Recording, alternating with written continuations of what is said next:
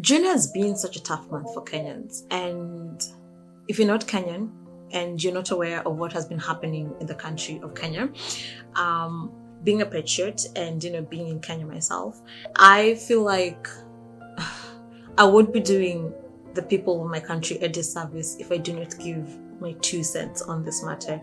And this is by no means, trying to capitalize on the things that are happening in the country, but a conversation that started with reject the finance bill quickly escalated to, Ruto must go, and, us experiencing so much hurt, people getting unalived. So young people getting unalived, children getting unalived, which is such a sad state in the country at the moment. And, we are seeing anytime there is a peaceful protesting, the police and the people or the forces that are meant to protect the young people going against that and doing contrary of that. So it hasn't been an easy time, right? It hasn't been an easy time for Kenyans. That is not to say that we're not going to be talking about remote opportunities. We're still going to be talking about the remote opportunities in this video, but I feel like we need to highlight and we need to pay our respects to the patriots and the people who are really, really brave to go out on the streets and get unalived while fighting for the country.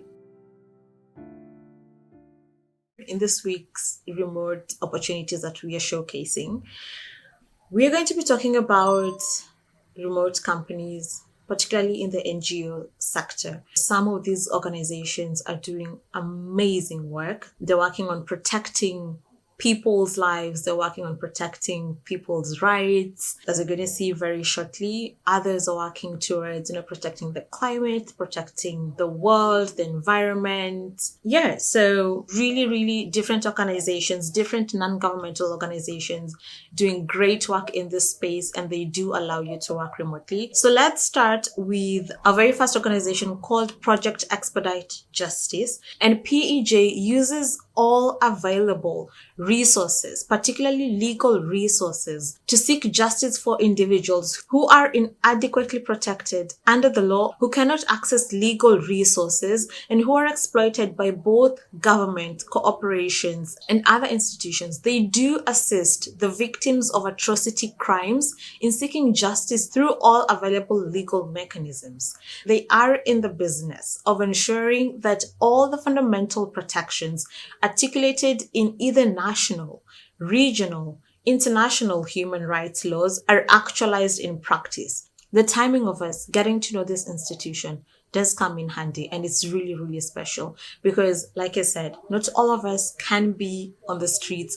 fighting for our rights. We all have a part to play, and I think when I first saw this organization, I was like, there is a young person, if there is an individual who can get into this institution, get the experience, get to know what exactly goes on in there, that would be a plus. So some of the jobs that they are currently hiring for includes an accounting intern, which is going to be running for at least 6 months. They're also hiring for an operations director, an operations coordinator, a human resource manager, a senior finance officer, as well as a development manager. One thing that they do mention is that they are processing the applications on a rolling basis. So that means as soon as you see this, please send in your application using an ATS friendly resume. The only thing that they do not mention is how much each role actually is going to earn you.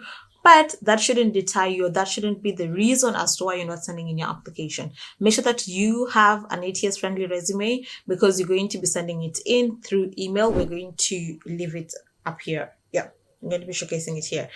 So that is Project Expedite Justice. The second NGO that we are featuring today is called Open Earth, and they are on a mission to build open digital infrastructure for the planet's environmental challenges. So to achieve this, they're looking for extraordinary individuals with diverse backgrounds and perspectives to join their team. The current team comprises of different individuals from different nationalities, ages, social economic backgrounds, as well as their district distributed across the globe, which is a really, really interesting thing. Particularly if you're looking for a remote opportunity, you always want not to be the first diversity hire, but you want to join an organization where they have already established the processes that will enable you to thrive as a person of color joining their organization. Now, they're currently hiring for the following opportunities. They've got a head of business development role as well as a full stack engineer role, which is a tech role. And their values are really interesting. So they've got values such as transparency. They've got values like empathy. They've got values like being bold.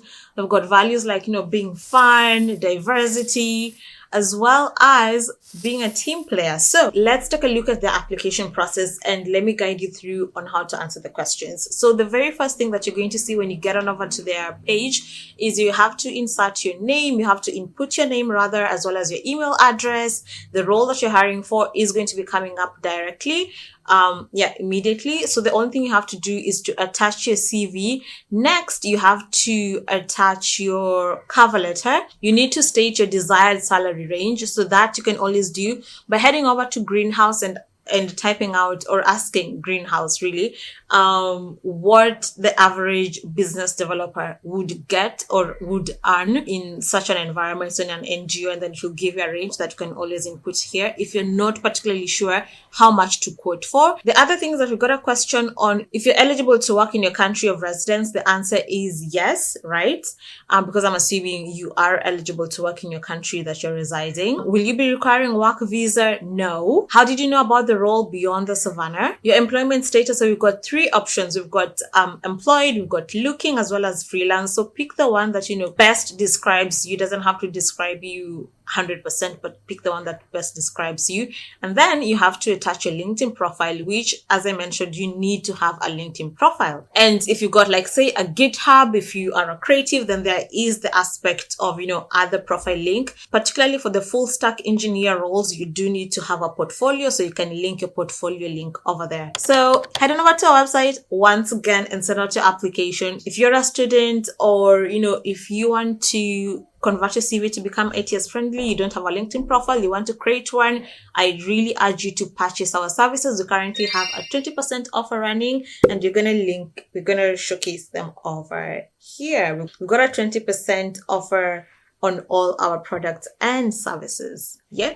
The next organization that we are featuring today is called Thousand Currents, and Thousand Currents is in the business of supporting bold solutions. So they've got three pillars: 1, climate justice; 2, economic justice; and 3, food sovereignty. And their influence spans beyond 37 years of moving resources to the global south. So they're all about moving resources to the global south, as well as, conducting initiatives. They currently have managed to garner over $10 billion influence towards philanthropic giving, and which is really amazing. They're currently hiring for a grant writer. So if you are a grant writer, if you're a project manager, if you're a legal officer, or you're in the legal aspect, or IR, international relations, and you've got experience with doing grant writing, then I want you to head on over to our website, because this opportunity will pay you anything upwards of $97,000 per annum with a 10% living allowance, which is really great. So head on over to our website, beyondthesavannah.co.ke, and send in your application using an ATS-friendly resume. The next organization that we are featuring today is called Civicus, and Civicus exists to defend people's power.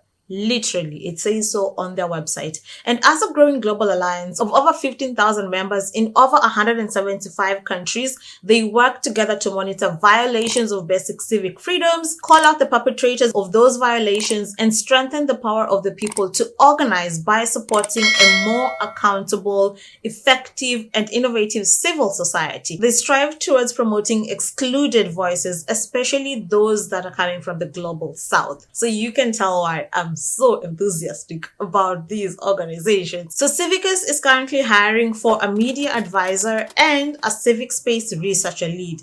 Now, if that sounded like something that you want to do, head on over to our website. You know what to do at this stage. Send in your application, and just in case you don't have an ATS CV yet, send us a DM and let's work together. So moving on to the fifth organization that we are featuring today, the organization in itself is called Center for Climate Crime Analysis. And they are in the business of translating law and data into climate action. They fight climate change by using the combined power of law, data, and analysis to, one, support allies fighting for climate justice and human rights, two, enable compliance with climate commitments, and three, hold accountable those who are causing the climate crisis. Now, they're hiring for an operations associate, particularly one who has a background in finance and HR. So if you're a HR and finance administrator or a HR and finance associate, then you want to check out this opportunity on our website. They only have one caveat, that you need to work 40 hours per week, which is relatively a 9 to 5 role in a remote setup.